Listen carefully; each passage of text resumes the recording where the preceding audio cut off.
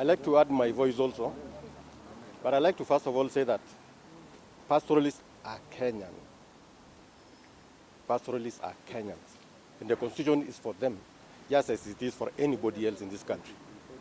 So for somebody to come and say that different laws, different policies should actually affect the pastoralist is actually a misunderstanding of what a nation is. I've seen a lot of my colleagues talking about exclusion of interests of the pastoralists. I can tell you there's nothing like that, because don't we have the youth who need to be facilitated in business? Or are you saying that pastoralists don't have youth? Don't we have youth who have gone to the university, who are benefiting for the suspension of the payment of the university loans?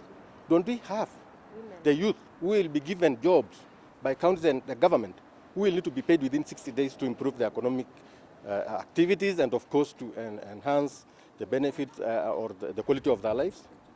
When you talk about, for example, the ombudsman, how do you tell the Chief Justice to appoint an ombudsman who is also supposed to actually oversight him or listen to complaints against him? Because let me tell you the truth.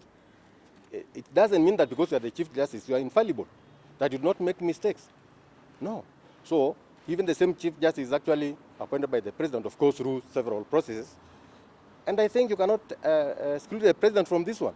So when you come and talk about that, I think you are missing the point. This is actually a political struggle of our colleagues. They are bringing internal politics of their parties into this affair. And it's not acceptable. And in fact, as a Maasai, we always say, for a man, you stand with something or you are against. When this thing was brought up, there was a fast bombers launch. We said that we need some improvements. People were given a chance for almost a year.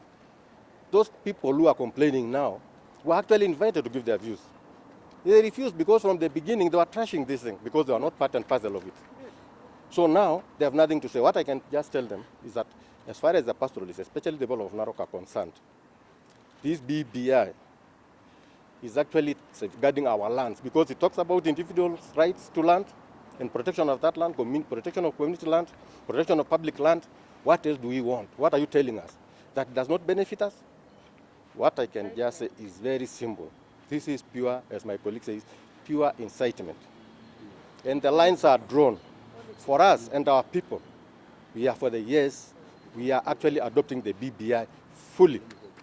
If there is any amendment that we'll call for it after the elections of 2022, not now. And I'll advise those people who are actually trying to get mileage to the 2022 elections that the bus has already left you. So decide you're opposing it, go out there and oppose. Let's face one another as Kenyans, and we are going to do it in peace. But I can assure you that this is for all of us. This is for all of us. The economy affects all of us. Okay? The security affects all of us. Political gains supports all of us. Because let me just ask the last question. There is that 5% revenue from the 15 that we had. Have they removed the pastoralist communities from the beneficiaries so that then we can oppose it? Or we are also like the other part of Kenya? What of the World Fund?